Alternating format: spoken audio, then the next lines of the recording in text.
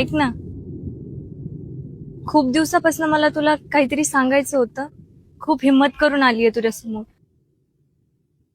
मला तू खूप आवडतोस. ही वाट अशी सायरट जशी पोटामध्ये गोळा तरी पिलवती लढा माझी शाळा. ही वाट अशी सायरट जशी पोटामध्ये गोळा तरी पिलवती लढा माझी शाळा. शाळा शाळा माझी शाळा. शाळा शाळा